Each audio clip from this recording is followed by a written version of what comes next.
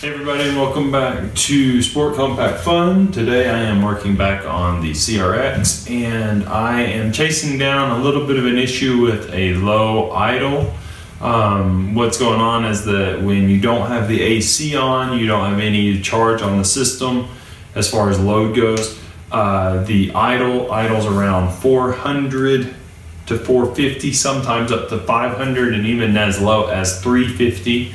380, something like that, and it'll bounce around.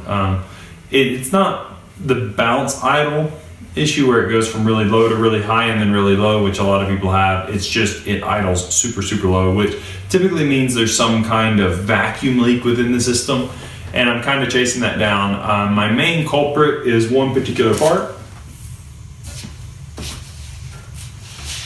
The item that I think to be the main culprit is this here. It is the idle control air valve, or the IACV, as you'll know. It actually lives, typically speaking, right behind the intake manifold, right there.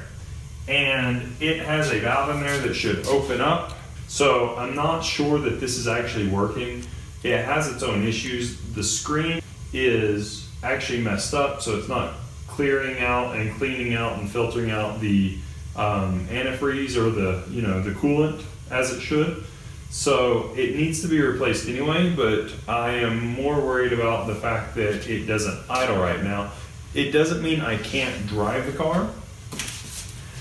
Technically I can drive the car, because if I turn on the AC, for instance, and I put it on full, it'll idle at 1000 RPM or 800 RPM all day long, and we're good.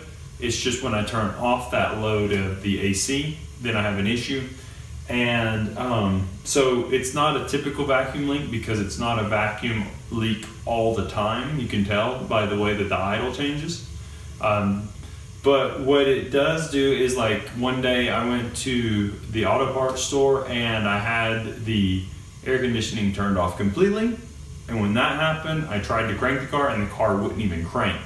It would turn over and then die, like it was flooded, kind of is how it acted, which is typical also with a vacuum leak. And then I turned the AC on full and it fired right up and it idled and I could drive it. So I've got to figure this out, but I can drive it till then. I am going to put this one back on the car. Well, what I'm going to do first is I'm going to clean it. I'm going to show you guys how I'm going to clean it right now.